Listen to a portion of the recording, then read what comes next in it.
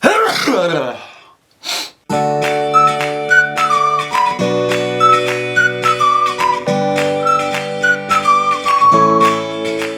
up everybody, my name is Brandon from Gearist.com. Today we're going to be taking a look at the brand new X series from Salomon.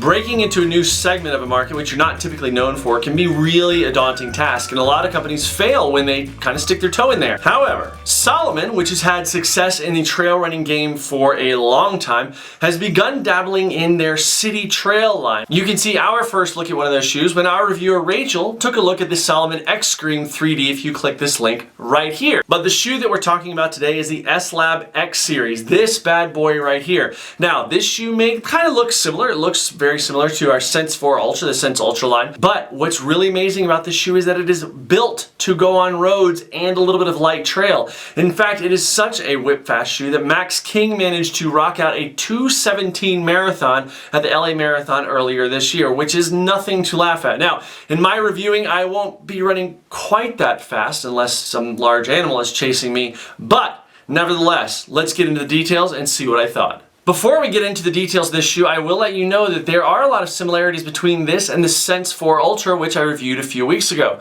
You can check out the written and video review of that right here. Now, as with all running shoes, the first thing we're going to talk about today is the outsole of the S-Lab X series, which, as you can see here, is a pretty full contact with just a minimal little kind of arch cut out right there. Not a huge deal. The rubber used on the outside of this is Salomon's Conta Grip rubber, the same thing they use on the Sense 4 Ultra, which is basically using different densities of rubber in different places. Now, number one, this optimizes grip, and on all kinds of pavement, this has fantastic traction. I've had it on wet roads and I've had it on kind of wet gravel, and it does really well in each case. Now, the other advantage of Conta Grip, apart from having different densities in different places depending on where you're landing and things like that, is that it saves weight. Why have a heavier rubber over the whole shoe if you really don't need it over the whole shoe? That's a really smart design feature that Salomon has coming out in a lot of their shoes. Another way that you can see the Conta Grip and basically the lug pattern that we've got here on the bottom of the X series is by looking at the way that the lugs are built.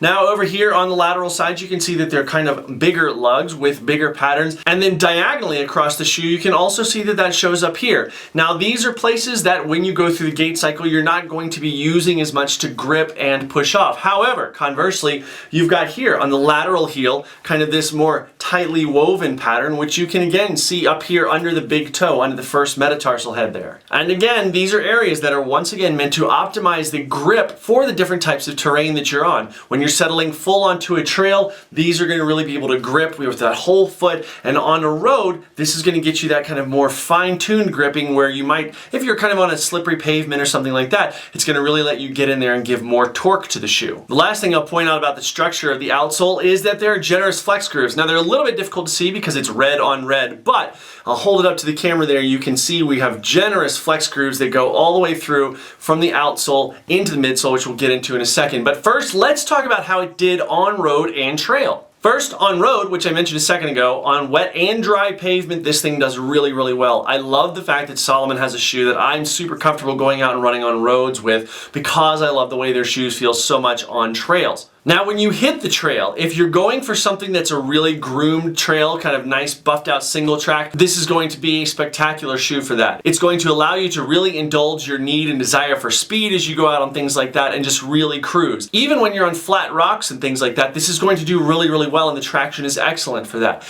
However, if you hit looser and more technical terrain, it doesn't grip quite as well. It actually leaves more of that grip up to the structure of the foot and kind of how it works with your foot. Sort of like the Sense 4 Ultra, we talked about that, although the lugs aren't as deep on this. Now let's move on to the midsole in this shoe, which is this part right here, the foam. Now, the first thing that I'm going to point out about this, which stood out to me anyway, is their 3D Pro Film. That's this gray part that you can see right here.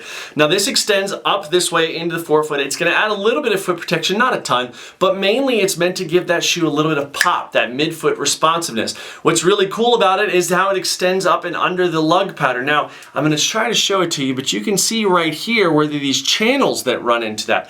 What's really interesting about that is that, again, it's about weight savings, about making this a light and fast shoe. This, again, is also one of those spots which allows those flex grooves to really function with the foot the way that they want them to. The midsole material on this is something that Salomon rates a 5 out of 5, which I'm guessing means it's quite firm. Now, relative to other shoes that you might see like this, it is quite firm. I like this because that's going to really allow a lot of that great ground feel to come through. Now, remember that on this shoe there is no rock plate. So if you're using this primarily as a trail shoe or on trails where there's a lot of technicality or loose stuff or rocks, you might have a bit of a hard time because you're probably going to get a little bit beat up. As for the drop of the shoe, it does come in a hair above my favorite threshold, which is 6 millimeters, with a drop of 8 millimeters, with 19 millimeters of stack in the heel and 11 millimeters of stack in the forefoot. Not a big deal, and in fact, it doesn't feel like that. This feels like a racer, and you know, there are plenty of racers out there with 8+ millimeter drops in them, but this really feels just very, very whip quick, and I think a lot of that has to do with the attachment to the foot, which we're going to talk about now when we get into the upper. The upper of the shoe is probably where you see the most traits of the S-Lab Sense 4 Ultra coming through, and then it's almost the same in a lot of places. Now, the first thing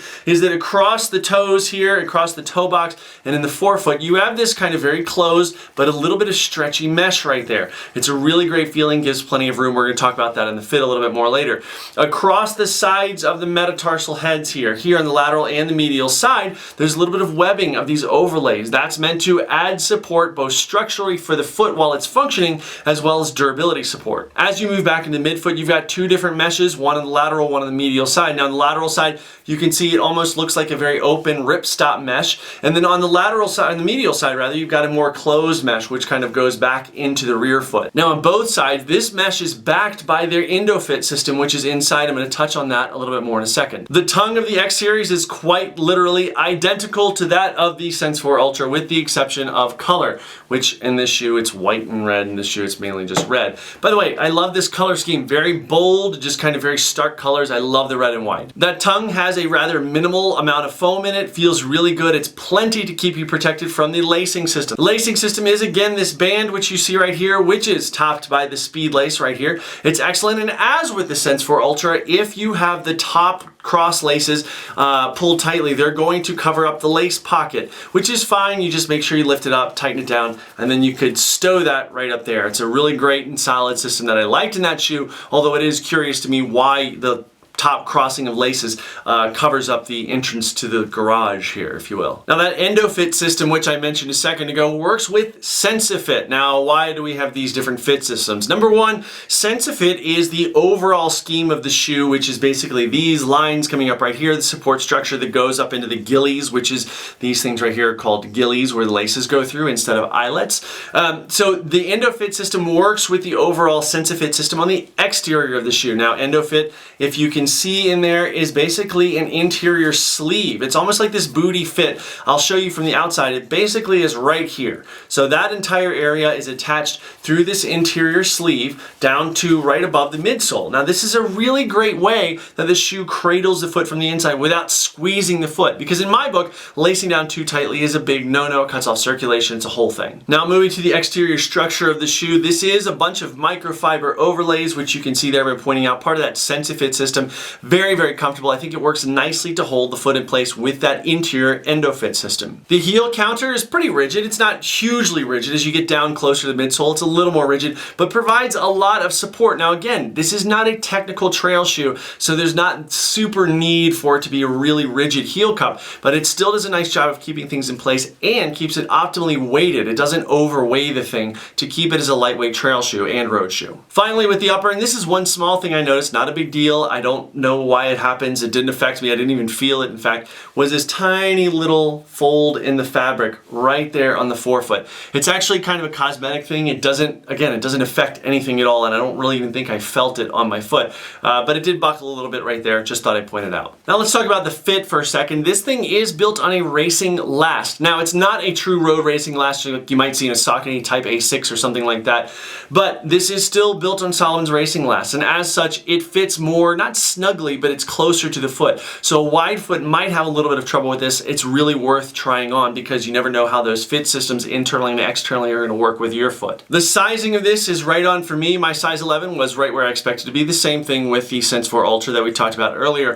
FYI, this is only available in men's shoes. Now, the translation for that is 1.5 sizes. So if you're a woman and you wear a size, let's say 9, that means you're going to want to get a size 7.5 in men's because it's, again, a 1.5 size down. So that's exactly how you would do that if you still want it. And they have plenty of a size range, so if your foot is of size, you shouldn't have a problem with that, whether you're a man or a woman. As with the Sensifit Ultra, I feel like that Endofit and Sensifit system work really well together in this, and it really enhances the performance of the shoe a lot by just cradling it nicely to your foot, holding it there instead of just kind of locking down. So it allows you to really let your foot work, but still is there for you when you need to kind of put the screws to a little bit. Now let's get into the ride of the shoe. The first thing that I'll mention is the weight. The X Series comes in at 9.1 ounces in my size 11, which is 0.1 ounces shy of a full ounce lighter than the Sensifit Ultra. Now it's important to note that some of the densities of the foam and rubber and things like that are going to kind of lend itself to that extra weight loss from the Sensifit Ultra, but this is a road racing shoe. So as a road racing shoe, 9.1 ounces size 11 is decent, but it's not the lightest thing in the world. However, the pep and the zip of this shoe and how fast it is with that ground feel makes any sense of it being heavy on any stretch of the imagination completely gone away. On trail, as I've said before, this is good on really buffed out trail. It does an excellent job on groomed single track and paths and things like that. On technical trail, it's not going to be as great, but it's not built for that. Again, on those really well-groomed trails, it brings over a ton of that peppiness from the road because it's similar terrain. Now, I haven't tried this on kind of East Coast or Pacific Northwest type of terrain where there's lots of wet sticks and leaves and things like that. So if you've got experience with that, let us know in the comments down below what you think. If I'm going to give this shoe a big knock, it's going to be on price. Salomon is not exactly known for their low price shoes, and this continues that trend, coming in at $160. Although, if you look down in the description below, you'll see that we found it for about $112 at one of our buy links down there, which is actually a really good price. Honestly though, if you've got the cash to spend and you're looking for a good hybrid shoe, you're going to be hard pressed to find something